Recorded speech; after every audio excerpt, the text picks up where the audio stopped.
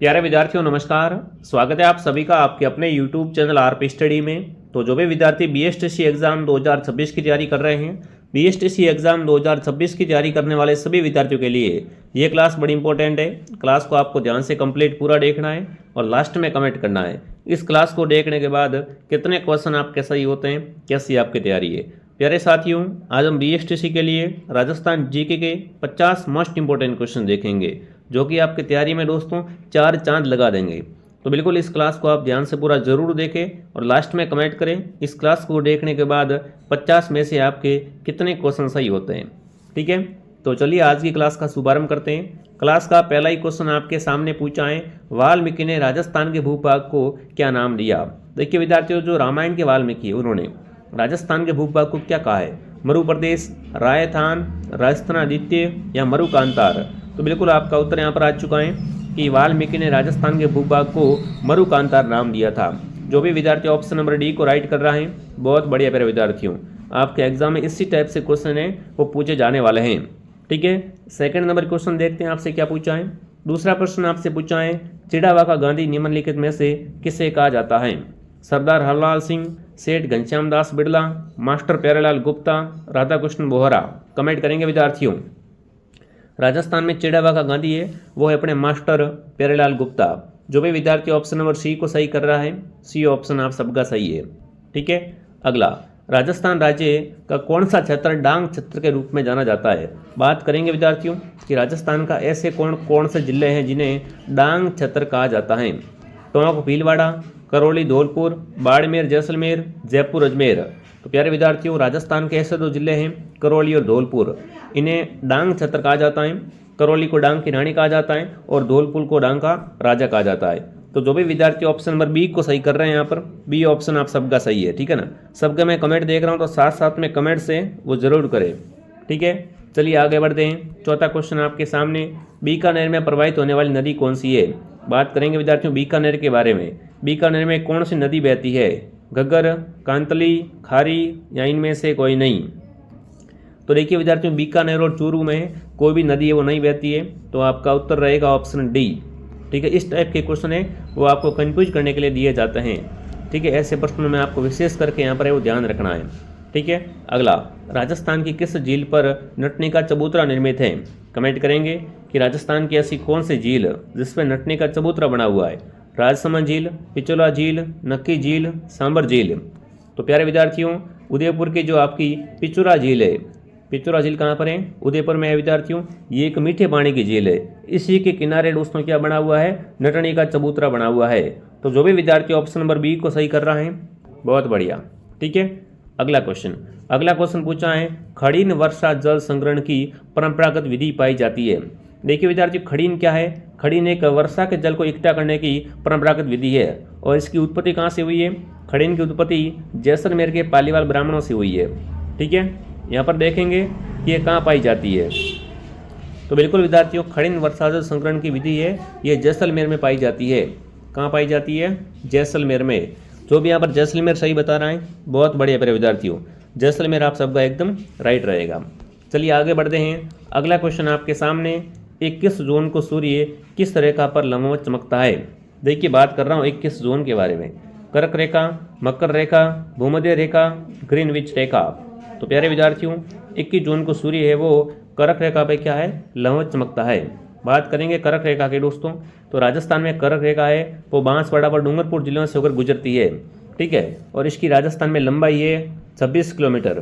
कितनी दोस्तों लंबाई है, जो भी यहाँ पर 26 किलोमीटर बता रहे, ऑप्शन ए आप सबका सही है। ठीक है ना, यहाँ पर ऑप्शन ए आपको करके आना है। चलिए आगे बढ़ते हैं। अगला प्रश्न आपसे पूछा है, राजस्थान में मंत्रियों की अधिकतम कितनी संख्या हो सकती है। कमेंट करना है कि राजस्थान की मंत्री परिषद में मंत्रियों की अधिकतम संख्या कितनी हो सकती है, 15, 20, 30 या 25। ये क्वेश्चन दोस्तों BSTC में छपा हुआ क्वेश्चन है। ठीक है ना, BSTC में एक बार पूछा जा चुका है कि राजस्थान का जो मंत्री परिषद है इसमें अधिकतम मंत्री कितने हो सकते हैं, तो 30 है वो अधिकतम है दोस्तों। यहाँ पर जो भी ऑप्शन नंबर सी को सही कर रहा है, बहुत बढ़िया मेरे विद्यार्थियों। अगर आपको ये क्लास पसंद आ रही है तो क्लास को लाइक एंड सब्सक्राइब जरूर करें। ठीक है, देखो इसके अंदर भूगोल भी है, इतिहास भी है, राज्य व्यवस्था भी है है ना, कला संस्कृति भी है, संपूर्ण राजस्थान जीके जो आपके लेवल का है, जो प्रश्न आपसे एग्जाम में पूछे जाते हैं वही क्वेश्चन यहाँ पर करवाए जा रहे हैं। अगला है राजस्थान कार्यपालिका की वास्तविक शक्तियाँ किसके पास होती है। यहाँ पर आपको बताना है दोस्तों कि राज्य की जो कार्यपालिका होती है उसकी वास्तविक शक्तियाँ किसके पास होती है, तो वो होती है दोस्तों मुख्यमंत्री के पास में, ठीक है ना। कार्यपालिका की वास्तविक शक्तियाँ मुख्यमंत्री के पास होती है। अगला सवाल आपके सामने, राजस्थान का सर्वाधिक जनसंख्या वाला जिला कौन सा है, जहाँ पर सर्वाधिक दोस्तों लोग निवास करते हो, है ना। देखिए अलवर, जोधपुर, जयपुर या उदयपुर। तो राजस्थान का सर्वाधिक जनसंख्या वाला जिला है विद्यार्थियों वो है अपना जयपुर। जो भी यहाँ पर जयपुर कमेंट कर रहा है, जयपुर ऑप्शन आपका सही है। जयपुर के बाद अगर पूछे तो जोधपुर कर देना, ठीक है। अगला सवाल, अगला प्रश्न आपके सामने, हनुमानगढ़ को पृथक जिला कब बनाया गया। देखिए मेरे विद्यार्थियों, हनुमानगढ़ को अलग से जिला बनाया गया है, वो कब बनाया गया था। अप्रैल 1991, जुलाई 1994, जुलाई 1997 या अप्रैल 1982 में। तो प्यारे विद्यार्थियों, हनुमानगढ़ को जो पृथक जिला बनाया गया है वो जुलाई 1994 में बनाया गया है। जो भी विद्यार्थी ऑप्शन बी को सही कर रहा है बहुत बढ़िया प्यारे विद्यार्थियों। चलिए आगे बढ़ते हैं। अगला प्रश्न, उप सरपंच का निर्वाचन कैसे होता है। देखिए गांव में जो एक होता है सरपंच और एक होता है उप सरपंच, है ना। तो बिल्कुल उसका निर्वाचन किस तरीके से होता है, निर्वाचित सरपंच और पंचों के द्वारा, प्रत्यक्ष जनता द्वारा, जिला परिषद द्वारा या राज्य की पंचायत समिति द्वारा मनोनीत। तो प्यारे विद्यार्थियों, उप सरपंच का निर्वाचन होता है वो निर्वाचित सरपंच और गांव के पंचों के द्वारा दोस्तों क्या है, मिलकर ही होता है। इसमें वोट वगैरह कुछ नहीं होता है, सीधा ही दोस्तों है वो चुन लिया जाता है। तो जो भी ऑप्शन ए कमेंट कर रहा है ऑप्शन ए आप सबका सही है। चलिए आगे बढ़ते हैं। अगला प्रश्न आपके सामने, राष्ट्रीय सरसों अनुसंधान केंद्र कहाँ पर है। बिल्कुल बहुत बार क्वेश्चन दोस्तों आ चुका है। राष्ट्रीय सरसों अनुसंधान केंद्र देखिए खेजड़ली में, नवदई में, सेवर में या बादीकुई में। तो प्यारे विद्यार्थियों, राष्ट्रीय सरसों अनुसंधान केंद्र है वो सेवर भरतपुर में है। कहाँ पर है, सेवर भरतपुर में, ठीक है। देखिए दोस्तों आगे बढ़ने से पहले जो विद्यार्थी बीएसटीसी एग्जाम 2026 की तैयारी कर रहे हैं, बीएसटीसी का संपूर्ण कोर्स आपको आरपी स्टडी ऐप के अंदर मिलने वाला है। प्ले स्टोर से आरपी स्टडी ऐप डाउनलोड कीजिए और यहाँ से घर बैठे दोस्तों बीएसटीसी की शानदार तैयारी कीजिए। पूरा 2026 का नया कोर्स, हर क्लास के बाद टेस्ट, हर क्लास की पीडीएफ और पुराने 16 साल के पेपर है वो आपको फ्री मिलेंगे टेस्ट सीरीज के रूप में। तो ज्वाइन कर लो। अगर पेमेंट किसी और से करना है या कोर्स के बारे में कोई जानकारी चाहिए तो हेल्पलाइन से कॉन्टैक्ट करें, ठीक है। चलिए आगे बढ़ते हैं। अगला प्रश्न आपसे पूछा है, राष्ट्रीय बीजीय मसाला अनुसंधान केंद्र कहाँ पर है। देखिए आपने बता दिया सरसों अनुसंधान केंद्र तो कहाँ पर है, ये अपने सेवर भरतपुर में है। तो बताओ मसाला अनुसंधान केंद्र कहाँ पर है, तबीजी अजमेर में, लालगढ़ बीकानेर में, सेवर भरतपुर में या दुर्गापुरा जयपुर में। तो बिल्कुल राष्ट्रीय बीजीय मसाला अनुसंधान केंद्र दोस्तों हैं वो अपने तबीजी अजमेर में है। कहाँ पर है, तबीजी अजमेर में, ठीक है।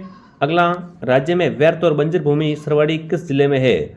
बात करें विद्यार्थियों व्यर्थ और बंजर भूमि के बारे में, जब भी आप राजस्थान का मैप देखते हो तो राजस्थान का सबसे बड़ा जिला ना, क्षेत्रफल के हिसाब से राजस्थान का सबसे बड़ा जिला जैसलमेर है और इसके अंदर जो भूमि है वो परती भूमि है दोस्तों।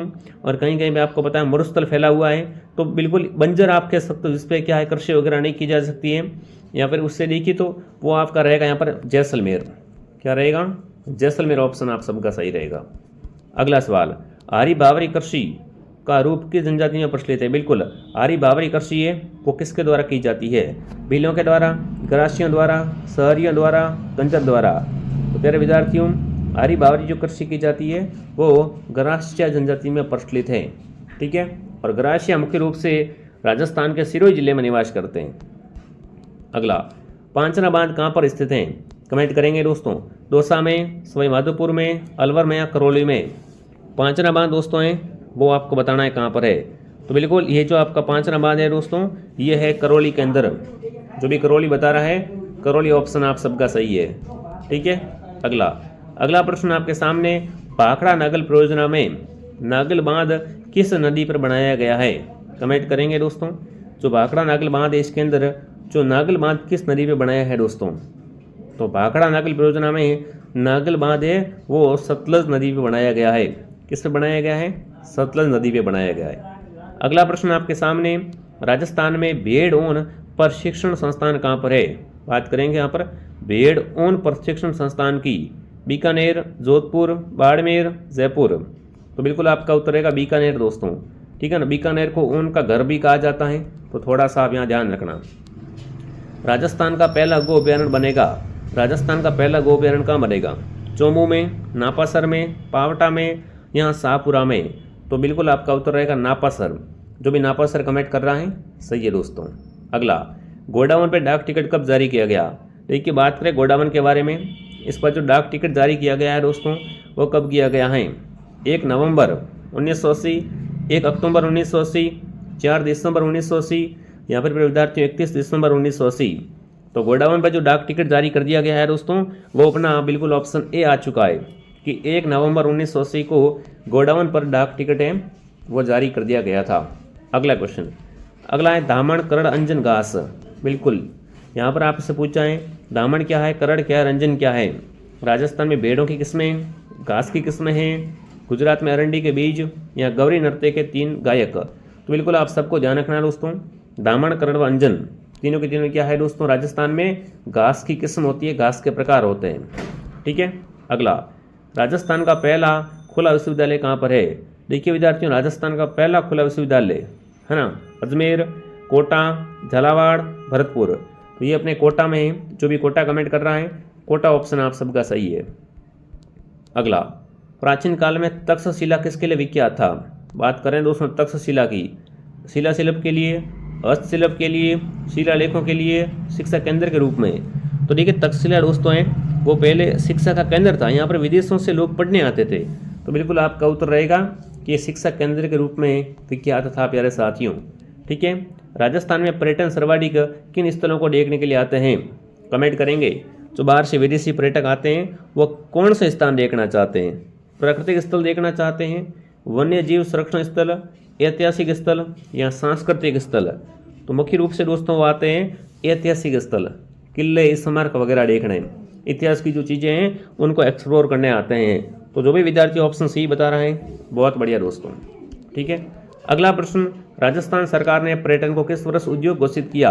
इंपॉर्टेंट क्वेश्चन है दोस्तों, पक्का छपेगा कि पर्यटन को उद्योग है वो किस वर्ष घोषित किया गया था? तो बिल्कुल आप सबका यहाँ पर उत्तर आ चुका है कि फरवरी 1989 में पर्यटन को उद्योग घोषित कर दिया गया दोस्तों। ठीक है। बप्पा रावल पैनोरमा कहाँ पर निर्मित किया गया है? बप्पा रावल का पैनोरमा है वो कहाँ पर निर्मित किया गया है दोस्तों? भीलवाड़ा, उदयपुर, सिरोही या चित्तौड़गढ़? तो बप्पा रावल का पैनोरमा है वो उदयपुर में निर्मित किया गया है। जो भी उदयपुर बता रहा है उदयपुर ऑप्शन आप सबका सही है। ठीक है। अगला, सिलिकन वैक्स म्यूजियम की स्थापना कहाँ पर की गई है? देखिए बात करें सिलिकन वैक्स म्यूजियम जो कि बहुत ही प्रसिद्ध है, रणथंभौर दुर्ग में, जैसलमेर दुर्ग में, आमेर में या नाहरगढ़ में? तो बिल्कुल आपका उत्तर रहेगा नाहरगढ़, जो कि कहाँ पर दोस्तों है? नाहरगढ़ अपने जयपुर में है। ठीक है। जो भी जयपुर बता रहा है जयपुर सही है। अगला है बड़ला सोलर पार्क कहाँ पर है? जोधपुर, बाड़मेर, जैसलमेर या जालोर? देखिए अगर ऑप्शन में आपको फलोदी मिलता है तो आपको फलोदी करना है, बट ऑप्शन में फलोदी की जगह जोधपुर मिल रहा है तो आप जोधपुर को भी सही कर सकते हो। ठीक है। चलिए आगे बढ़ते हैं। अगला है डेगाना किस खनिज के लिए जाना जाता है? बिल्कुल डेगाना दोस्तों आप सबको बताया कि कहाँ पर है? नागौर में। डेगाना खनन क्षेत्र नागौर में है दोस्तों और यहाँ से टंगस्टन निकलता है। यहाँ पर क्या है? टंगस्टन की खान है। बी ऑप्शन एकदम आपका राइट है। जो भी प्यारे विद्यार्थी ऑप्शन बी बता रहे हैं बहुत बढ़िया प्यारे विद्यार्थियों। चलिए आगे बढ़ते हैं दोस्तों। अब देखिए आगे बढ़ने से पहले जिन्होंने कोर्स ज्वाइन किया है बिल्कुल एक बार आप सबसे कहना चाहता हूँ कि 1 साल वेस्ट करने से बच जाएगा आपका, क्योंकि आपको पता जिस तरीके से आप तैयारी कर रहे हो, एक क्लास मेरे यहाँ से देख रहे हो, एक क्लास कहीं और से देख रहे हो यूट्यूब से, तो ऐसे इस तरीके से नंबर नहीं आएगा दोस्तों। बढ़िया तरीके से तैयारी करोगे, एक जगह से पढ़ोगे सारा मैटर, तो वो बिल्कुल ऐप के अंदर ही संभव है। ठीक है ना। हर जगह आपको पता है कि घूमने से फ़ायदा नहीं है। अच्छे तरीके से एक जगह से पूरा कंटेंट पढ़ो, उसके नोट्स बनाओ, उसको याद करो, 100% श्योर आपका नंबर पक्का है। तो डाउनलोड कर लो आरपी स्टडी ऐप, और कोर्स के बारे में कोई जानकारी चाहिए तो हेल्पलाइन से कॉन्टैक्ट करें। ठीक है। अगला, उत्तर पश्चिम रेलवे का मुख्यालय कहाँ पर है? कमेंट करेंगे विद्यार्थियों। उत्तर पश्चिम रेलवे का मुख्यालय है दोस्तों वो अपने जयपुर में है। कहाँ पर है? जयपुर में। अगला, प्रतिवर्ष निरोगी राजस्थान दिवस मनाया जाता है? बिल्कुल राजस्थान दिवस नहीं दोस्तों, निरोगी राजस्थान दिवस है वो प्रतिवर्ष 17 दिसंबर को मनाया जाता है साथियों। कब मनाया जाता है? 17 दिसंबर को। राजस्थान दिवस तो आप सबको पता 30 मार्च को मनाते हैं अपन। ठीक है। बट ये निरोगी राजस्थान दिवस है। ठीक है। अगला, आयुष्मान भारत योजना का संबंध है आयुष्मान भारत योजना का संबंध दोस्तों है वो आपको पता है किससे हो जाएगा, वो हो जाएगा यहाँ पर स्वास्थ्य से।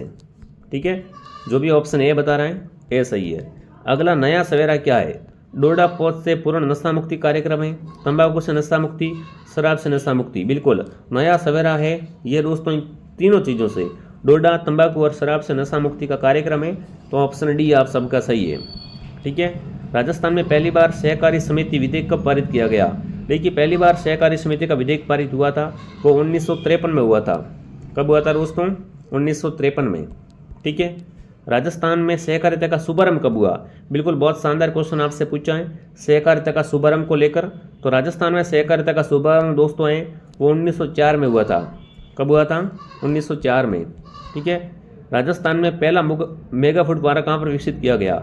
देखिए राजस्थान का पहला मेगा फूड पार्क विकसित किया गया था रूपनगढ़ अजमेर में। कहाँ पर दोस्तों?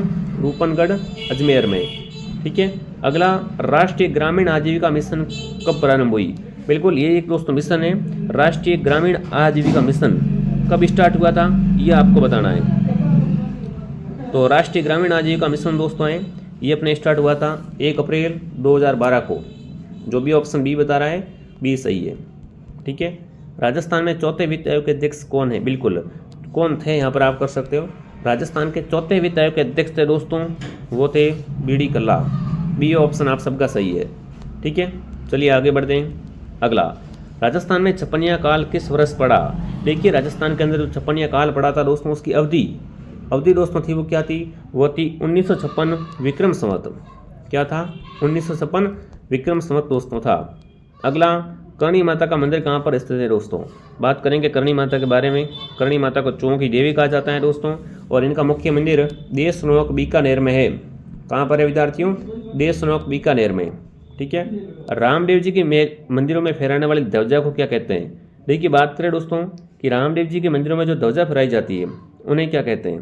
पतंगी, नेजा, पताका या फरारी? तो बिल्कुल रामदेव जी के मंदिर की ध्वजा है उससे दोस्तों नेजा कहा जाता है। क्या कहा जाता है? नेजा दोस्तों। अगला, महर्षि दयानंद का स्वर्गवास निम्न में से कौन सा स्थान पे हुआ था? देखिए बात करें दोस्तों महर्षि दयानंद की तो इनका स्वर्गवास है वो अपने अजमेर में हुआ था। जो भी अजमेर कमेंट कर रहा है अजमेर ऑप्शन आपका राइट है। संत जाम्बोजी का जन्म कहाँ पर हुआ था दोस्तों? देखिए जाम्बोजी का जन्म है वो पीपासर नागौर में हुआ था। कहाँ पर हुआ था? पीपासर नागौर। अगला है किस दिन गाय की बछड़े सहित पूजा की जाती है? तो बिल्कुल गाय के बछड़े सहित पूजा है वो बच बारस को की जाती है। ठीक है, अगला है क्रिसमस डे कब मनाया जाता है?